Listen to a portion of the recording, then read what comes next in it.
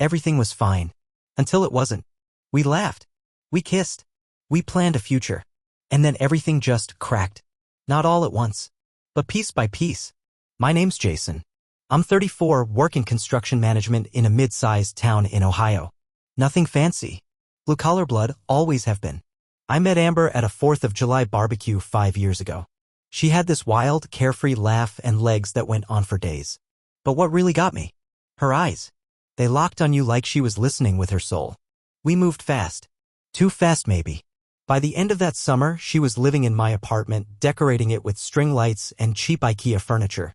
We made it work. She worked retail back then. I was already on job sites managing teams, chasing deadlines, always covered in dust and sweat. But I didn't mind. I liked the grind. I liked coming home to her. She used to meet me at the door, barefoot in one of my old t-shirts with that soft smile like I was the only man alive. Back then, I thought I was lucky. I thought I won. And maybe for a while, I did. Things started changing about a year ago. Work got rough. Our biggest project, a new apartment complex on the west side, hit delay after delay. Permits, weather, bad subcontractors. You name it, it went wrong. I started coming home late. Tired. Frustrated. I'd bring that stress with me whether I wanted to or not. Amber tried to be supportive at first. She'd rub my shoulders, cook my favorite pasta, tell me to just hang in there. But soon I noticed her patience thinning. Her eyes didn't light up when I walked through the door anymore. The dinner stopped. The little notes in my lunchbox disappeared. And then came the silence. I remember one night, Thursday.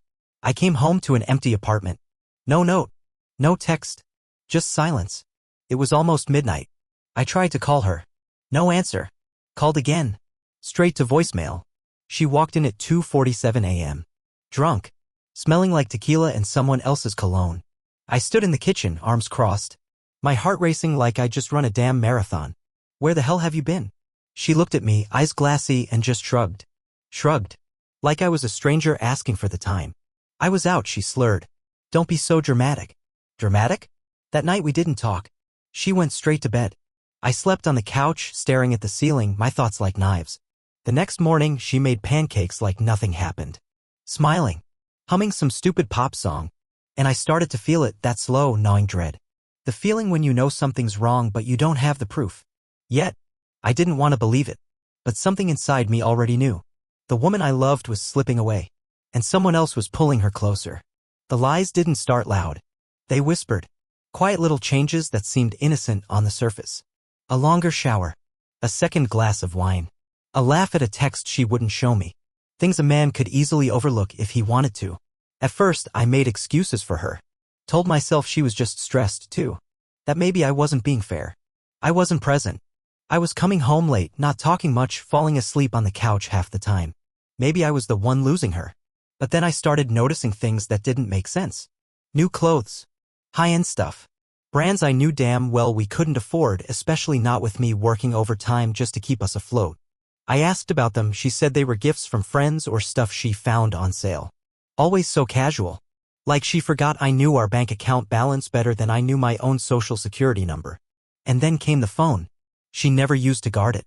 It would sit face up on the table while we ate, while we watched TV. But now? She kept it glued to her. Locked, face down. She'd tilt the screen away when a message popped up, laugh, and then say it was just her friend Kelsey. Every damn time, Kelsey. One night, I couldn't take it anymore. She fell asleep early, too early after a long day with her friend. Her phone was charging on the nightstand and my gut told me to look. I hated myself for doing it. I'm not the kind of guy who snoops. I believe in trust. But when trust starts to rot, sometimes you have to dig through the filth to see just how bad it smells. I picked up her phone. It was locked, but I knew her passcode, her birthday. I told her once it was dumb to use that. She smiled and said, "What, you gonna rob me?" The screen lit up. I opened her messages. There was no thread with Kelsey. None at all. But there was someone named T. No last name. Just T. The messages weren't explicit, not exactly. But they were intimate. Comfortable. Familiar. Little jokes. A photo of her in a dress she told me she bought for our anniversary, now sent to him with a thoughts? Face-blowing kiss. I kept scrolling. The pit in my stomach grew deeper with every tap of my thumb. There were meetups. Hotel references. I can't wait to feel you again. Last night was perfect. He's still clueless. That one hit like a punch to the ribs. He's still clueless. I dropped the phone on the bed like it was poisoned. My hands were shaking. My mouth went dry. She was right there, asleep beside me. Peaceful. Dreaming. While my whole world was cracking open in the dark. I sat on the edge of the bed, staring into the void. Trying to make sense of it all. I wanted to wake her up. Scream. Demand the truth. But I didn't. I didn't say a word. I just sat there in silence, listening to her soft breathing, feeling like the biggest fool on earth. Because she wasn't just cheating on me. She was laughing behind my back. Mocking me. Planning whole nights with another man while I was busting my ass to keep our lives together. And the worst part? I still wasn't ready to leave. After that night, I didn't sleep. Not really. I lay there, eyes wide open, listening to every shift of the sheets, every sigh from her lips. The bed felt foreign, like I was lying beside a stranger wrapped in the skin of the woman I once loved. In the morning, I pretended everything was fine. I kissed her cheek, said, "Have a good day," and went to work like I hadn't just discovered my heart lying in pieces on the bedroom floor. At work, I was a shell. Dead-eyed. Distracted. The crew noticed. My foreman, Rick, pulled me aside and asked if everything was all right. I told him I was just tired. He didn't push, thank God. I don't think I could have kept it together if someone had looked at me too closely. Every hammer hit sounded like a gunshot. Every time my phone buzzed, my stomach turned. I was drowning in noise, in dust, in anger I had nowhere to put. But I kept going. Because that's what men like me do. We carry the weight. We fix what's broken. Except this time, the break wasn't in a wall or a pipe. It was in my chest. At home, things got worse. Amber started staying out later. She always had an excuse: work, drinks, girls' night, some new yoga class. She started dressing differently, too tighter, flashier, like she was 21 again and out to impress. And the way she looked at me, it changed. Her gaze used to be warm, soft. Now it was distant, calculating, like I was just furniture in her life. Something useful, but not worth thinking about. I tried to confront her once. Just once. It was a Friday night. She was heading out, dressed to kill, short black dress, red lipstick, heels I'd never seen before. I stood in the doorway, blocking her path. "Where are you going?" I asked, my voice calm, too calm. She rolled her eyes. "Out. I told you Kelsey's birthday." I didn't move. "Funny. You haven't texted Kelsey in months." That stopped her. Just for a second. Her eyes narrowed. "Are you checking my phone now?" "What, you don't trust me?" I stared at her. My jaw clenched so tight it hurt. "Should I?" She scoffed. Actually scoffed. "You're being paranoid. Maybe if you weren't always at work or moping around like a depressed dog, I wouldn't need to find fun somewhere else." That hit harder than any truth she could have told me. She walked out. Left me standing there with my fists clenched and my heart shattered all over again. And in that moment I realized something brutal: I had already lost her. Not just to another man, but to a version of herself I didn't recognize. The Amber I loved was gone. This woman was colder, sharper, more selfish. And maybe she had always been like that, maybe I just hadn't seen it until now. But I still couldn't leave. Not yet. I wasn't ready.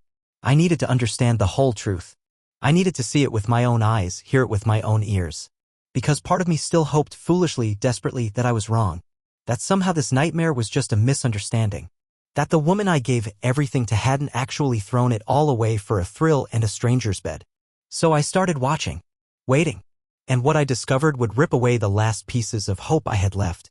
It was a Wednesday night when I finally gave in and followed her.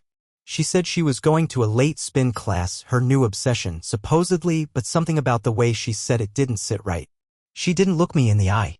She barely touched her dinner. She spent more time choosing her outfit than most people do for a wedding. I sat there in silence, watching her rehearse her lies in the mirror, fixing her lipstick like it was armor.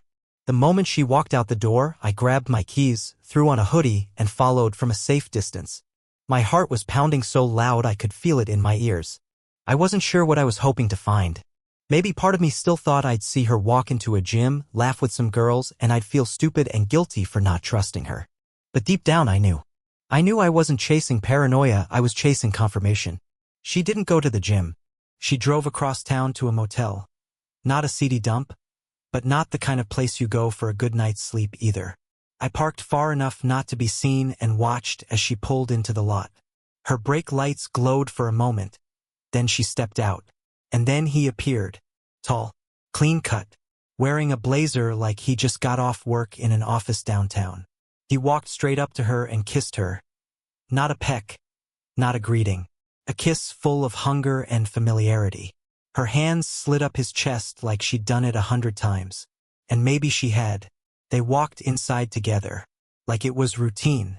I just sat there in my truck, staring at the door they disappeared behind, unable to move.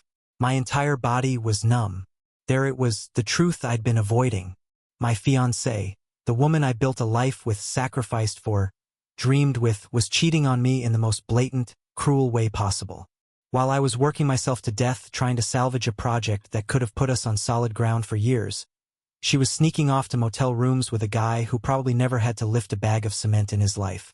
I don't remember how long I sat there. Could have been 10 minutes or an hour. Time stopped meaning anything. I didn't cry. Not then. I just felt this cold, hollow space open up inside me where my chest used to be. Like something sacred had been scraped out of me and thrown away. Eventually, I drove home. I didn't wait for her. I didn't call. I didn't rage or scream or smash something, though I wanted to. I just went back to our apartment, sat on the edge of the bed, and stared at the wall. Her perfume still lingered in the air, mixed with something I now hated. She came home around midnight, quietly, tiptoeing like a teenager sneaking in after curfew. I pretended to be asleep. She slid into bed beside me like nothing had happened. Her breathing was calm, steady. I wondered if she could feel my rage radiating through the sheets. In the dark, I made a decision. This wasn't going to end with yelling. This wasn't going to be some messy breakup with broken dishes and slammed doors. No, if she wanted to play games, I was going to beat her at it. But not with lies, with clarity, with control. I was going to let her dig her own grave. And when she was done, I'd be the one handing her the shovel. In the days that followed, I became someone I didn't recognize. Not because I was pretending, but because the man I used to be had died the moment I saw her walk into that motel. I still got up every morning at 6. Still drank my black coffee. Still drove to the job site and dealt with stubborn contractors and city inspectors who couldn't give a damn about my deadlines. But I was different, colder, focused, mechanical. Amber, meanwhile, was flourishing, or at least pretending to. She started humming again, laughing too loud at her phone, making plans for weekends I wasn't invited to. It was like the guilt, if there ever was any, had melted off her skin and been replaced with boldness. The lies weren't even clever anymore, just lazy. She stopped mentioning Kelsey. Now it was a work friend, networking events, or the classic, I just need some time to think. She had no idea I already knew everything. I had gone back to her phone and screenshotted everything. Every message, every hotel address, every time-stamped kiss emoji. I uploaded it all to a private folder on my cloud drive, like evidence in a trial. Because that's what it was, a trial of my life, and she was the one on the stand. But I didn't confront her. Not yet. I wanted to understand more. Who was he? What did he have that I didn't? I started doing some digging. The guy's name was Tyler. I found it in a text where she said, "Don't worry, Tyler. He's completely in the dark." I laughed when I read that. A short, bitter sound that didn't feel like it came from me. He worked in finance. I found his LinkedIn. Clean face, smug smile, senior portfolio advisor. One of those guys who probably thought calluses were something poor people got. He had a nice car, lived in a high-rise downtown, probably never had to worry about credit card bills or how to stretch groceries until Friday. And that's when it hit me. She wasn't cheating for love. She was cheating for comfort. Amber had tasted the possibility of an easier life, and she wanted it. Not earned, not shared, just handed to her, gift-wrapped in cologne and cufflinks. While I was out in the rain managing crews and calling in favors to keep projects on track, she was sipping overpriced cocktails on rooftop bars, pretending she wasn't still tied to the man paying for her Netflix. It was betrayal, yes, but worse, it was transactional, calculated, and that cut deeper than any affair built on lust. One night, I watched her sleep. I stood by the edge of the bed for a long time, just staring at her. Her face looked peaceful, like nothing in the world was wrong. She had no idea I'd seen it all, felt it all, lived through every second of her deception. I wanted to scream. I wanted to shake her awake and show her the truth. But I didn't. Instead, I whispered something so quiet she never even stirred. I hope he's worth everything you're about to lose. Because her reckoning was coming. And I wouldn't be there to catch her when she fell. I spent the next 2 weeks laying the groundwork, not for revenge, but for escape. Quietly. Carefully. Like someone defusing a bomb they helped build. I opened a new bank account in my name only, transferred just enough to avoid suspicion, and rerouted my direct deposit. I copied every important document, from tax returns to lease agreements, and stored them on a flash drive I hid inside my toolbox. Every night, after she fell asleep beside me, her breath warm, her lies colder, I prepared to disappear from her life like a ghost. I also started recording. Not because I needed to prove her guilt, I had already seen enough to fill a courtroom. But because I wanted to remember how it felt. The silence. The fake smiles. The smell of betrayal on her skin. I took photos of her texts, videos of her coming home at odd hours, even recorded one of her phone calls while she stood in the kitchen talking to him in that soft voice she used to use with me. It was surreal. Like living in a movie I didn't audition for. I caught myself wondering if this was happening to someone else, some idiot too blind to see the cracks until they swallowed him whole. But it was me. It had always been me. I scheduled a day off from work. Told Rick I had a family matter. He didn't ask questions. He'd seen the tired in my eyes. The day before, I made sure Amber had a full schedule. She said she was volunteering at a charity gala. I nodded, kissed her forehead, and told her to have a great time. The moment she left, I moved fast. I packed only the essentials, clothes, tools, my computer. Left the rest. Let her keep the furniture, the TV, the apartment she'd already turned into a museum of our fake life. I wasn't taking memories. I was taking freedom. But I left one thing behind. On the kitchen table, I placed a manila envelope. Inside, a printed copy of the texts with Tyler, screenshots of the hotel bookings, a photo of her kissing him in the parking lot. I didn't add a letter. No goodbye. No closure. Just the truth, raw and undeniable. But I did one more thing. I logged into our shared Netflix account, the one still under my name, and changed the profile icon on hers to a snake. Just a petty little scar to leave behind. I figured if she could watch entire seasons of her betrayal play out in real life, she could handle that symbol too. I walked out the door and didn't look back. My new apartment wasn't much. Smaller, colder, with beige walls and a leaky faucet. But it was mine. No ghosts. No lies. Just silence, and this time, the good kind. The kind that doesn't accuse or hide. The kind that lets you breathe. That night, I turned off my phone. Didn't care how many times she'd call or what half-baked lies she'd offer to patch the hole she tore through her life. Because I was done listening. I wasn't going to be her fallback. Her plan B. Her doormat. She chose another man. She could live with that choice. Alone. The calls started the next morning. 17 missed before noon. Then came the texts. First a simple, "Where are you?" Then, "What is this?" followed by, "We need to talk." "Please, Jason?" I ignored them all. She kept trying, longer messages, angrier ones, desperate voice notes that went from defensive to pleading. She swung through every stage of grief in 24 hours. But I didn't answer. Not because I didn't have anything to say, but because I finally understood that nothing I said would matter to someone who never truly listened. Then she came to the job site. I was checking the concrete mix on the East Wing foundation when I saw her car pull up, that silver Hyundai I used to wash every Sunday while she made lemonade and played music from the kitchen. She stepped out looking like hell, no makeup, red eyes, wearing one of my hoodies like it was some kind of olive branch. For a moment, I felt that old ache again, the part of me that still remembered who we used to be. But it passed like a cloud over the sun. She called my name. Loud. People stared. I walked toward her slowly, not because I was uncertain, but because I wanted her to feel every second of that silence between us. She tried to speak first. "Jason, No, I said, my voice steady, cold, final. "You don't get to speak first." Her mouth shut. She looked smaller than I remembered. Not physically, emotionally. Like all the confidence and sparkle she wore had been stripped away, and underneath it was just someone hollow. She started crying. Real tears. Not the kind she faked to win arguments. Not the ones that came with manipulation and rehearsed regret. These were raw. Ugly. "I made a mistake," she whispered.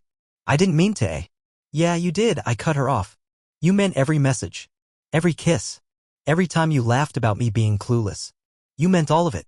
And now that you're caught, you want to rewrite it like it was some moment of weakness. It wasn't. It was a pattern." She reached out and I stepped back. She tried a different tactic, the one I knew was coming. It didn't mean anything. It was just escape. "But you, Jason, you're real? I love you." I never stopped. I looked at her, and for the first time in weeks, I felt absolutely nothing.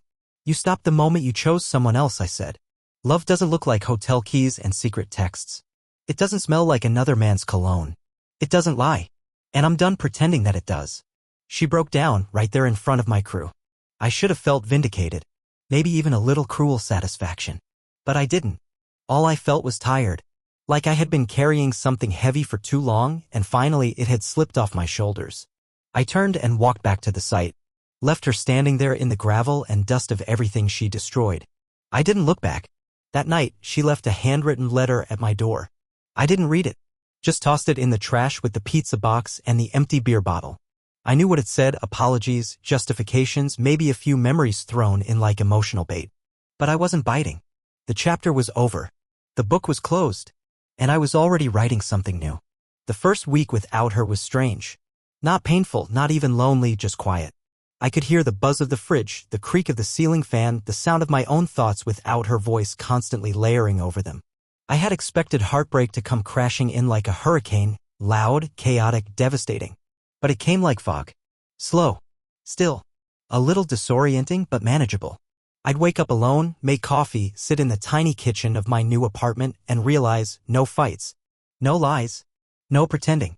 Just me, my scars, and a peace I hadn't known in years. Work became my refuge. Every beam I placed, every blueprint I corrected felt like rebuilding something inside myself. My crew noticed the change. Rick gave me a nod one morning and said, "You're walking different." I just smiled. Because I knew what he meant. I wasn't dragging around the weight of uncertainty anymore. I wasn't waiting to be lied to. I wasn't loving someone who didn't love me back. I didn't tell anyone the full story. Not yet. What happened between Amber and me was something I needed to carry for a while before I handed pieces of it to other people. But in those quiet evenings, sitting on a beat-up couch with a cold beer and a game on low volume, I started to feel like a man again. Not a broken version. A rebuilt one. Amber still tried reaching out. Less frequently now, but enough to remind me she hadn't fully let go. She sent a long message one night saying she ended things with Tyler. That she realized she'd lost herself and wanted to start fresh with me. She even mentioned couples therapy, saying she was willing to put in the work. For a second, just a second, I felt that old tug in my chest. The part of me that remembered lazy Sundays in bed, her head on my shoulder, the way she used to trace circles on my skin. But then I remembered the motel. The texts. The contempt in her voice when she thought I wasn't listening. And I remembered myself. The man who stayed. The man who gave everything. I didn't reply. I archived the message, blocked her number, and deleted every photo of us from my phone. Not out of bitterness, but clarity. She had made her choice, and now I was making mine. I wasn't going to waste another second romanticizing a woman who watched me fall and didn't flinch. I started writing again, not professionally, just in a notebook. Journaling. Letting the thoughts bleed out onto the page so they wouldn't rot inside me. It helped. Sometimes I'd write a single line and stare at it for 10 minutes. Sometimes I filled entire pages in one sitting. It was like laying bricks, slowly rebuilding the house of myself. One night, as the sun dipped below the horizon and the whole town turned golden and quiet, I sat on my tiny balcony, legs up on the railing, and whispered to no one in particular, "I'm going to be all right." And for the first time since everything fell apart, I actually believed it. Healing didn't come all at once. There was no great revelation, no fireworks, no single moment when I looked in the mirror and said, "I'm whole again." It came in fragments. Small, quiet wins. The first time I walked past our old apartment complex without looking up at the third-floor window. The first time I saw a couple holding hands and didn't feel bitterness claw at my gut. The first time I really laughed at something stupid on TV and realized I hadn't thought about her all day. I started to notice the world again. Not just move through it. Trees looked greener. Coffee tasted stronger. Music hit different. I found myself rewinding songs just to hear the lyrics again, not because they reminded me of her, but because they reminded me of me, the version of myself I used to be before I let her redefine my worth. I made peace with the silence. The kind that used to haunt me. I stopped needing to fill every gap in my day with noise or distraction. I could sit with myself now comfortably. And that was the biggest shift, learning to live without constantly reaching for someone who was never truly there to begin with. People started to notice. My buddies invited me out again, and I started saying yes. At first, just out of politeness. Then out of curiosity. Eventually, out of genuine desire to reconnect. There was laughter again. Bar nights that ended in stupid stories and sore cheeks from grinning too much. I wasn't trying to impress anyone. I wasn't scanning the room for replacements. I was just present. Amber became a memory. Not a ghost. Not a scar. Just a chapter. A heavy, complicated, painful chapter, but no longer the one that defined the whole book. Sometimes when I saw her name in an old email or stumbled across an old receipt from a restaurant we used to frequent, I felt a flicker of something. Not longing. Not regret. Just distance. Like remembering a dream you can't fully piece together anymore. It happened. It shaped me. But it doesn't own me. There were nights when the weight crept back in, when I'd wonder if I should have seen it sooner, if I'd wasted too many years, if I'd let love blind me. But those thoughts came less and less often. And when they did, I met them with grace, not anger. Because the truth is, I did what I could. I gave her everything I had. And in the end, it wasn't enough, not because I was lacking, but because she was already looking elsewhere. She didn't just cheat on me, she bet against me. And she lost. What she didn't realize was that the man she betrayed, the one she left behind, was about to become someone stronger than he'd ever been. Time passed. Not in a rush, not in dramatic leaps, just steady, like a river carving its way through stone. I didn't just recover. I transformed. Not because I wanted revenge or closure, but because I had no choice. When someone takes a wrecking ball to your life, you can either lie in the rubble or rebuild something stronger from the debris. I chose to rebuild. But I built it for me this time, not for the illusion of love, not for a future that someone else could so easily walk away from. I started doing things I hadn't done in years. I went hiking again, not just to clear my head, but to reconnect with that part of me that loved the grind, the climb, the silence of nature. I signed up for a weekend carpentry class, something I always said I'd do when things slowed down. They never slowed down, I just never made space for myself. Now I was carving space out of stone. One day I met someone new. It wasn't some cinematic spark or instant obsession. No, it was better. It was slow. Easy. Real. Her name was Lauren. She worked in marketing, loved dogs, hated olives, and asked thoughtful questions. She listened. I mean really listened, the kind of listening that makes you feel seen, not scanned. I didn't tell her about Amber at first. I didn't need to bleed on someone who didn't cut me. But eventually I told her everything, not in a bitter monologue, but in a calm recounting of what had shaped me. She didn't flinch. She didn't pity me. She just said, "You didn't deserve that. But you survived it." We didn't rush. We didn't label. We just existed, two people who'd both been through hell and figured out how to live in the aftermath. And that, I realized, is what healing looks like. Not some perfect new beginning. Just a better middle. Amber tried to reach out once more. A mutual friend told me she was single again. Apparently, Tyler had moved on. Maybe found someone younger or less complicated. Who knows? Who cares? When I heard, I didn't feel smug. I didn't feel anything. I just hoped she found whatever it was she thought she was missing. Because I had found mine, not in someone else, but in myself. You see, betrayal doesn't always destroy you. Sometimes it exposes what you were ignoring. It strips away the fantasy and leaves you with reality. And reality, though painful, is where real strength is born. So here's the truth, not the sugar-coated version, not the Hollywood ending. She cheated. She lied. She left. And I lived. I learned. And I never looked back. Because sometimes the worst thing that happens to you is exactly what you needed to become who you were always meant to be. This was my story. My fall. But it's also my rise. And I wouldn't trade that for anything.